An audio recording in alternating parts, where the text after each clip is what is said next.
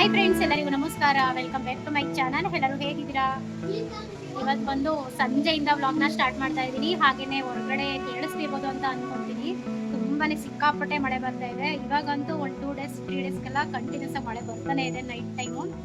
So ಹಾಗಾಗಿ ನಾವು ಹುಡುಗರು ಕೂಡ ಸಮ್ಮರ್ ಹಾಲಿಡೇಸ್ ಎಲ್ಲ ಮುಗಿಸ್ಕೊಂಡು ಮೊನ್ನೆನೆ ಬಂದ್ರು. ಅವರು ಕೂಡ ಇವಾಗ ಅವ್ರಿಗೋಸ್ಕರ ಸ್ವಲ್ಪ ಡ್ರೈ ಫ್ರೂಟ್ಸ್ ಲಡ್ಡು ಮಾಡ್ಕೊಡೋಣ ಅಂತ ಹೇಳ್ಬಿಟ್ಟು ಅನ್ಕೊಂಡಿದ್ದೀನಿ. ಸೊ ಡೇಟ್ಸು ಮತ್ತು ಡ್ರೈ ಫ್ರೂಟ್ಸ್ಗಳನ್ನೆಲ್ಲ ಬಳಸ್ಕೊಂಡು ತುಂಬ ಟೇಸ್ಟಿಯಾಗಿ ತುಂಬ ಹೆಲ್ತಿಯಾಗಿ ಡ್ರೈ ಫ್ರೂಟ್ಸ್ ಲಡ್ಡುನ ಮಾಡ್ತಾ ಇದ್ದೀನಿ. ಮಕ್ಕಳಿಗಂತೂ ಡೆಫಿನೆಟ್ಲಿ ಇಷ್ಟ ಆಗುತ್ತೆ ಈ ಸ್ನ್ಯಾಕ್ಸ್ ಅಂತೂ.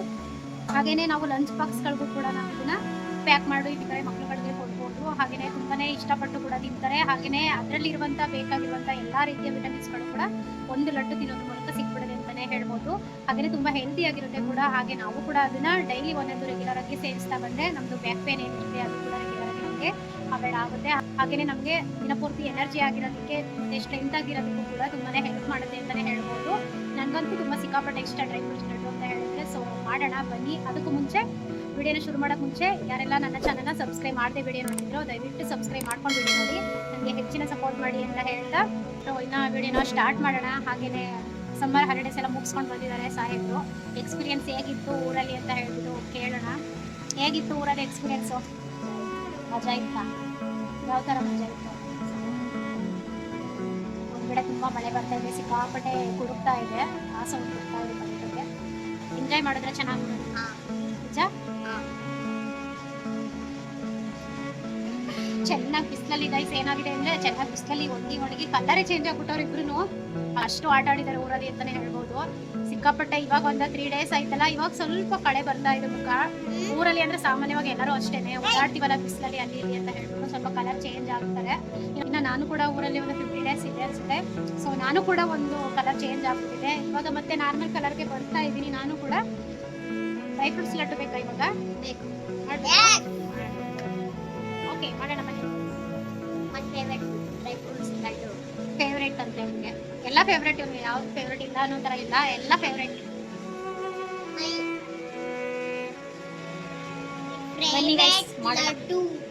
ಇನ್ನು ಡ್ರೈ ಫ್ರೂಟ್ಸ್ ಲಡ್ಡು ಮಾಡ್ಕೊಳ್ಳೋದಕ್ಕೆ ಏನೆಲ್ಲ ನಾನು ಡ್ರೈ ಫ್ರೂಟ್ಸ್ಗಳನ್ನ ಬಳಸ್ಕೊತಾ ಇದ್ದೀನಿ ಅಂತ ತೋರಿಸ್ತಾ ಇದ್ದೀನಿ.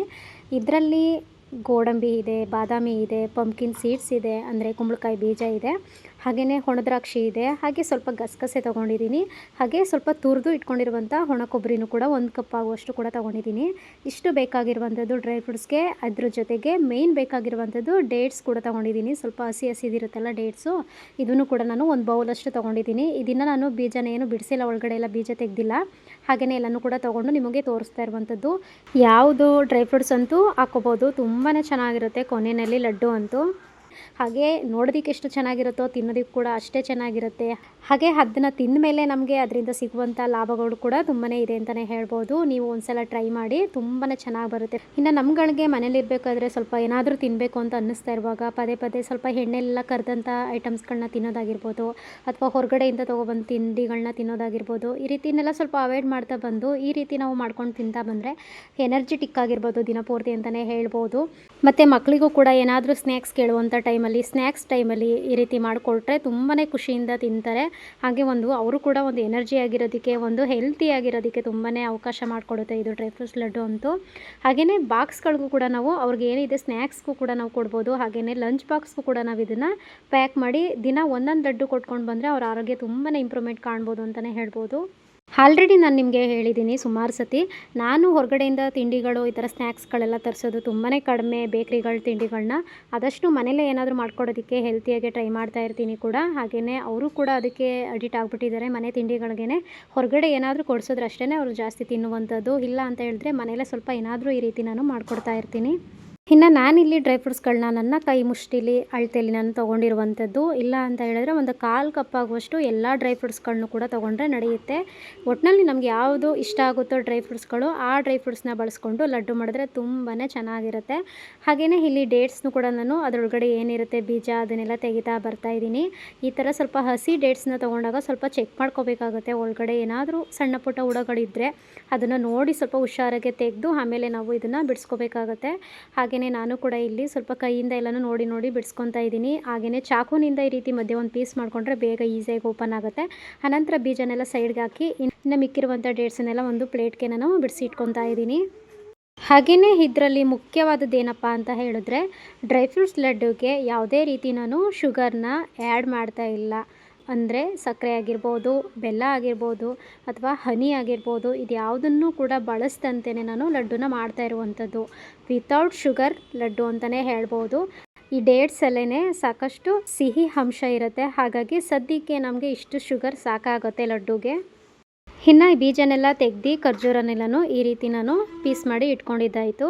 ಹಾಗೆಯೇ ಇದನ್ನು ಒಂದು ಮಿಕ್ಸಿ ಜಾರ್ಗೆ ನಾನು ಹಾಕೋತಾ ಇದ್ದೀನಿ. ಇದನ್ನೆಲ್ಲ ಸ್ವಲ್ಪ ಗ್ರೈಂಡ್ ಮಾಡ್ಕೋಬೇಕು. ಹಾಗಾಗಿ ಇದಕ್ಕೆ ಯಾವುದೇ ರೀತಿ ಸ್ವಲ್ಪನೂ ಕೂಡ ನಾವು ನೀರನ್ನು ಸೇರಿಸ್ದಂತೆಯೇ ಗ್ರೈಂಡ್ ಮಾಡ್ಕೋಬೇಕು. ಹಾಗೆಯೇ ತೀರಾ ನುಣ್ಣಗೂ ಅಲ್ಲ, ಈ ಕಡೆ ಸ್ವಲ್ಪ ತರಿ ತರಿ ಇರುತ್ತಲ್ಲ ಆ ರೀತಿಯೂ ಅಲ್ಲ, ಮೀಡಿಯಮ್ ಲೆವೆಲಲ್ಲಿ ನಾವು ಇದನ್ನು ಗ್ರೈಂಡ್ ಮಾಡ್ಕೋಬೇಕು. ಏಕೆ ಅಂತ ಹೇಳಿದ್ರೆ ಲಡ್ಡು ಮಾಡುವಾಗ ನಮಗೆ ಅದು ಉಂಡೆಗಳ ರೀತಿಯಲ್ಲಿ ಬರಬೇಕು. ಹಾಗಾಗಿ ನೋಡ್ತಿರ್ಬೋದು ಈ ಲೆವೆಲ್ಗೆ ನಮಗೆ ಖರ್ಜೂರ ಗ್ರೈಂಡ್ ಆಗಿದ್ರೆ ಸಾಕಾಗತ್ತೆ. ಇನ್ನು ಇದನ್ನೆಲ್ಲ ಪಕ್ಕಕ್ಕೆ ಇಟ್ಕೊಂಡೆ. ಹಾಗೆಯೇ ಇನ್ನು ಡ್ರೈ ಫ್ರೂಟ್ಸ್ಗಳನ್ನೆಲ್ಲ ಸ್ವಲ್ಪ ತುಪ್ಪದಲ್ಲೇ ರೋಸ್ಟ್ ಮಾಡ್ಕೋಬೇಕು. ಹಾಗಾಗಿ ಸ್ವಲ್ಪ ಸ್ಟವ್ ಆನ್ ಮಾಡಿಕೊಂಡು ಒಂದು ಬಾಣಲಿನ ಇಟ್ಕೋತಾ ಇದ್ದೀನಿ. ಅದಕ್ಕೆ ಒಂದು 2ರಿಂದ 3 ಸ್ಪೂನ್ ಆಗುವಷ್ಟು ತುಪ್ಪನೂ ಕೂಡ ನಾನು ಹಾಕೋತಾ ಇದ್ದೀನಿ. ಇದನ್ನೆಲ್ಲ ತುಪ್ಪದಲ್ಲಿ ಹುರಿದ್ರೆ ಒಂದು ಒಳ್ಳೆ ಘಮ ಇರುತ್ತೆ, ತಿನ್ನೋದಕ್ಕೂ ಕೂಡ ತುಂಬಾ ರುಚಿಯಾಗಿರುತ್ತೆ. ಹಾಗಾಗಿ ಮೊದಲಿಗೆ ನಾನಿಲ್ಲಿ ಯಾವುದು ಸ್ವಲ್ಪ ಗಟ್ಟಿ ಇರುತ್ತೆ ಆ ಪದಾರ್ಥಗಳನ್ನ, ಡ್ರೈ ಫ್ರೂಟ್ಸ್ಗಳನ್ನ ತುಪ್ಪದಲ್ಲಿ ಹುರ್ಕೋಬೇಕಾಗತ್ತೆ. ಸ್ವಲ್ಪ ಬೇಗ ಸೀದೋಗೋ ಥರ ಇರುತ್ತಲ್ಲ ಅದನ್ನೆಲ್ಲ ಕೊನೆಯಲ್ಲಿ ಹಾಕೋತಾ ಬರಬೇಕು. ಮೊದಲಿಗೆ ನಾನಿಲ್ಲಿ ಬಾದಾಮಿನ ಹಾಕೋತಾ ಇದ್ದೀನಿ. ಅದರ ನಂತರ ಗೋಡಂಬಿನ ಹಾಕ್ಕೊಂಡು ಸ್ವಲ್ಪ ಒಂದು 10 ಸೆಕೆಂಡಿಂದ ಒಂದು 15 ಸೆಕೆಂಡ್ ತನಕ ನಾನು ತುಪ್ಪದಲ್ಲೇ ಚೆನ್ನಾಗಿ ರೋಸ್ಟ್ ಮಾಡ್ಕೊತಾ ಇದ್ದೀನಿ. ಇನ್ನು ನೆಕ್ಸ್ಟು ಪಂಪ್ಕಿನ್ ಸೀಡ್ಸ್ ಆಗಿರ್ಬೋದು ಮತ್ತು ದ್ರಾಕ್ಷಿ ಆಗಿರ್ಬೋದು, ಇದನ್ನೆಲ್ಲ ಕೂಡ ಹಾಕ್ಕೊಂಡು ಮತ್ತೆ ಕೈ ಬಿಡದಂತೆಯೇ ತಿರುಗ್ತಾ ಬರಬೇಕು. ಲೋ ಫ್ಲೇಮಲ್ಲೇ ಇಟ್ಕೊಂಡು ನಾವು ಡ್ರೈ ಫ್ರೂಟ್ಸ್ಗಳನ್ನ ಹುರಿತಾ ಬರಬೇಕಾಗತ್ತೆ. ಸ್ವಲ್ಪ ಹುರಿ ಜಾಸ್ತಿ ಆದ್ರೂ ಬೇಗ ಡ್ರೈ ಫ್ರೂಟ್ಸ್ಗಳು ಸೀದೋಗ್ಬಿಡುತ್ತೆ, ಕಲರ್ ಕೂಡ ಚೇಂಜ್ ಆಗುತ್ತೆ ಮತ್ತು ಲಡ್ಡು ಕೂಡ ಹಾಳಾಗುತ್ತೆ ಅಂತಲೇ ಹೇಳ್ಬೋದು. ಇದನ್ನೆಲ್ಲ 1 ನಿಮಿಷ ತನಕ ಕಡಿಮೆ ಹುರಿನಲ್ಲೇ ಹುರ್ಕೋತಾ ಇದ್ದೀನಿ. ಕಲರ್ ಕೂಡ ಚೇಂಜ್ ಆಯಿತು, ಒಂದು ಒಳ್ಳೆ ಘಮ ಕೂಡ ಬರ್ತಾ ಇದೆ. ಈಗ ಇದನ್ನೆಲ್ಲ ಒಂದು ಪ್ಲೇಟ್ಗೆ ನಾನು ತೆಗೆದಿಟ್ಕೋತಾ ಇದ್ದೀನಿ. ಇನ್ನು ಉಳಿದಿರುವಂಥ ತುಪ್ಪನ ಏನು ವೇಸ್ಟ್ ಮಾಡೋಕ್ಕೆ ಹೋಗಲ್ಲ. ಮತ್ತೇ ಅದೇ ತುಪ್ಪಕ್ಕೆ ನಾನು ಒಣ ಕೊಬ್ಬರಿನ ಇಟ್ಕೊಂಡಿದ್ನಲ್ವ, ಆ ಕೊಬ್ಬರಿನೂ ಹಾಕ್ಬಿಟ್ಟು ಹುರಿಬೇಕಾಗತ್ತೆ. ಮತ್ತು ಇದಕ್ಕೇನು ಎಕ್ಸ್ಟ್ರಾ ತುಪ್ಪನ ಹಾಕೋ ಅವಶ್ಯಕತೆ ಇರೋದಿಲ್ಲ. ಇರೋ ತುಪ್ಪಕ್ಕೇ ನಾವು ಕೊಬ್ಬರಿನೆಲ್ಲ ಹಾಕಿ ಮತ್ತೆ ಕಡಿಮೆ ಹುರಿಲೇ ಹುರ್ಕೋಬೇಕು. ಕೊಬ್ಬರಿನೂ ಕೂಡ ಬೇಗ ತಳ ಹಿಡಿಯೋ ಚಾನ್ಸಸ್ ಇರುತ್ತೆ. ಹಾಗಾಗಿ ಅದನ್ನು ಅಷ್ಟೇ ಒಂದು ಅರ್ಧ ನಿಮಿಷದಿಂದ 1 ನಿಮಿಷ ನಾವು ಕಡಿಮೆ ಹುರಿಲಲ್ಲೇ ಹುರ್ಕೊಂಡ್ರೆ ಸಾಕಾಗತ್ತೆ.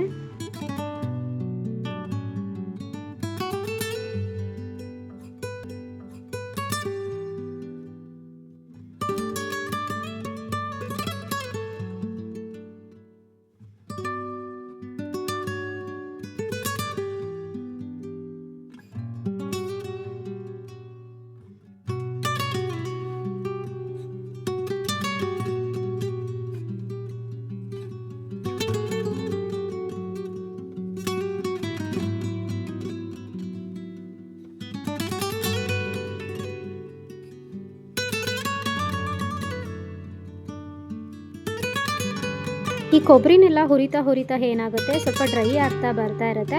ಆ ಟೈಮಲ್ಲಿ ಇನ್ನೊಂದು ಸ್ಪೂನ್ ಆಗುವಷ್ಟು ತುಪ್ಪನ ಆ್ಯಡ್ ಮಾಡಿಕೊಂಡು ನೆಕ್ಸ್ಟು 1 ಸ್ಪೂನ್ ಆಗುವಷ್ಟು ಗಸಗಸೆನೂ ಕೂಡ ನಾವು ಇದರೊಳಗಡೆ ಸೇರಿಸ್ಕೊಂಡು ಕಡಿಮೆ ಹುರಿನಲ್ಲೇ ಇಟ್ಕೊಂಡು ಹುರ್ಕೋಬೇಕಾಗುತ್ತೆ. ಸದ್ಯಕ್ಕೆ ಇಷ್ಟು ಸಾಕು, ರೆಡಿಯಾಗಿದೆ ಇದು. ಇವಾಗ ಗ್ಯಾಸನ್ನು ಆಫ್ ಮಾಡಿಕೊಂಡು ಕೂಲ್ ಆಗೋದಕ್ಕೆ ಬಿಟ್ಬಿಡ್ತಾ ಇದ್ದೀನಿ.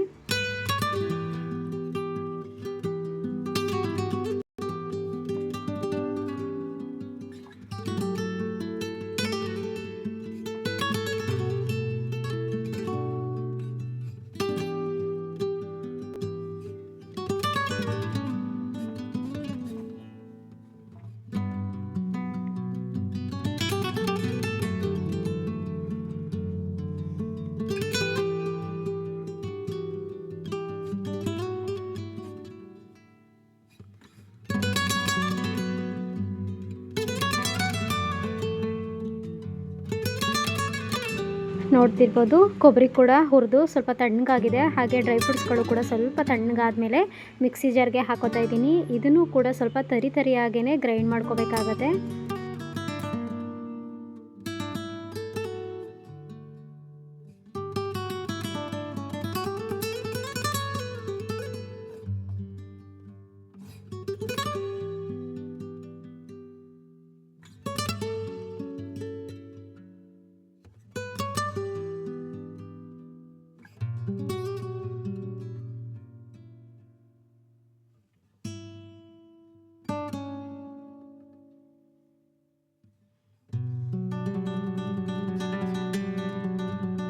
ನೋಡ್ತಿರ್ಬೋದು ಇಷ್ಟು ನಮಗೆ ಗ್ರೈಂಡ್ ಆದರೆ ಸಾಕು ಡ್ರೈ ಫ್ರೂಟ್ಸ್ಗಳು. ಇನ್ನು ಕೊನೆಯಲ್ಲಿ ಒಂದು ದೊಡ್ಡದಾಗಿರುವಂಥ ಪ್ಲೇಟನ್ನ ಇಟ್ಕೋತಾ ಇದ್ದೀನಿ, ಸ್ವಲ್ಪ ಲಡ್ಡುನ ಉಂಡೆಗಳಾಗಿ ಮಾಡ್ಕೊಳ್ಳೋದಕ್ಕೆ ಅಂತ ಹೇಳ್ಬಿಟ್ಟು. ಹಾಗೆಯೇ ಆ ಪ್ಲೇಟಿಗೆ ನಾನೇನು ಮುಂಚೆನೇ ಗ್ರೈಂಡ್ ಮಾಡಿ ಇಟ್ಕೊಂಡಿದ್ನೋ ಖರ್ಜೂರನ್ನು ಕೂಡ ಹಾಕೋತಾ ಇದ್ದೀನಿ. ಹಾಗೆಯೇ ಡ್ರೈ ಫ್ರೂಟ್ಸ್ಗಳನ್ನೂ ಕೂಡ ನಾನು ಗ್ರೈಂಡ್ ಮಾಡಿದ್ನಲ್ವ ಅದನ್ನು ಕೂಡ ನಾನು ಈ ಪ್ಲೇಟ್ಗೆ ಹಾಕೋತಾ ಇದ್ದೀನಿ. ಮತ್ತು ಕೊಬ್ಬರಿನೂ ಕೂಡ ನಾನು ಇದರೊಳಗಡೆ ಸೇರಿಸ್ಕೋತಾ ಇದ್ದೀನಿ. ಸ್ವಲ್ಪ ಅಗಲವಾದ ತಟ್ಟೆಗಳನ್ನ ತೊಗೊಂಡ್ರೆ ಸ್ವಲ್ಪ ಚೆನ್ನಾಗಿ ಮಿದ್ದಿಸಿ ಉಂಡೆಗಳನ್ನ ಮಾಡ್ಕೊಳ್ಳೋದಕ್ಕೆ ಈಸಿ ಆಗುತ್ತೆ. ಇಲ್ಲ ಸ್ವಲ್ಪ ಚಿಕ್ಕ ಪ್ಲೇಟ್ ಇದ್ದರೆ ಸ್ವಲ್ಪ ಏನಾಗುತ್ತೆ ಆಚೆ ಈಚೆ ಚೆಲ್ಲೋಗೋ ಚಾನ್ಸಸ್ ಇರುತ್ತೆ, ಮತ್ತು ಅದು ಚೆನ್ನಾಗಿ ನಾವು ಮಿಕ್ಸ್ ಮಾಡ್ಕೊಳ್ಳೋದಕ್ಕೆ ಆಗಲ್ಲ. ಹಾಗಾಗಿ ಆದಷ್ಟು ಸ್ವಲ್ಪ ಅಗಲವಾಗಿರುವಂಥ ಪ್ಲೇಟು ಅಥವಾ ಬೌಲ್ ಆಗಿರ್ಬೋದು ತೊಗೊಂಡ್ರೆ ಬೆಟರ್ ಅಂತ ಹೇಳ್ಬೋದು.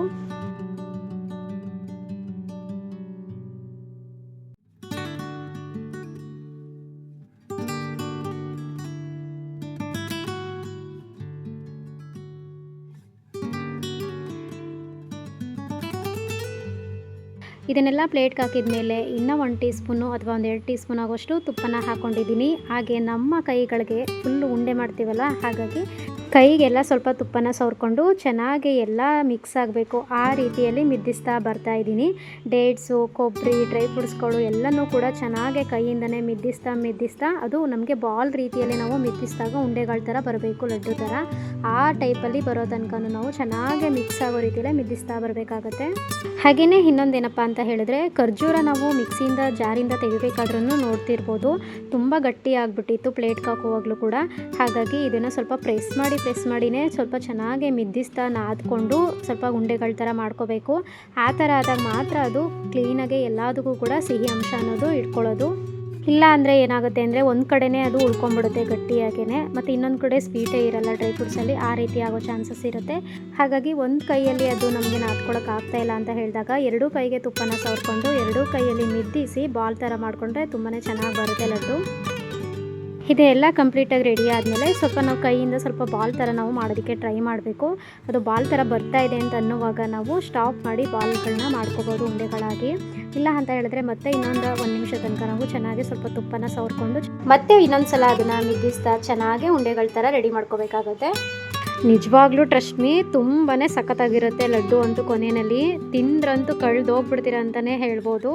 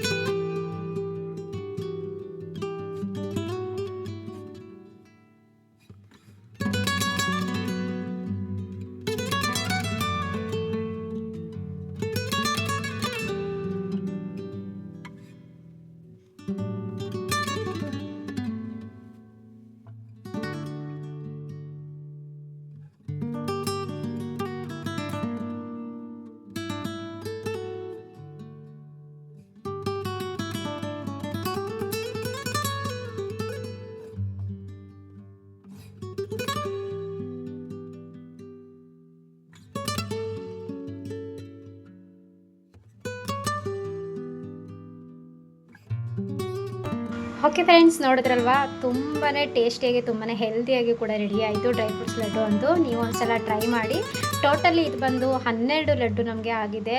ತುಂಬಾ ಚೆನ್ನಾಗಿತ್ತು, ನಾವು ಕೂಡ ಟೇಸ್ಟ್ ಮಾಡಿದ್ದಾಯಿತು. ಇನ್ನು ಮಿಕ್ಕಿರುವಂಥದ್ದನ್ನ ಒಂದು ಬಾಕ್ಸ್ ಕೂಡ ಎತ್ತಿ ಇಟ್ಟಿದ್ದಾಯಿತು ನಾನು. ಹಾಗೆಯೇ ಮಕ್ಕಳು ಕೂಡ ತುಂಬಾ ಇಷ್ಟಪಟ್ಟು ತಿಂದರೂ ಕೂಡ.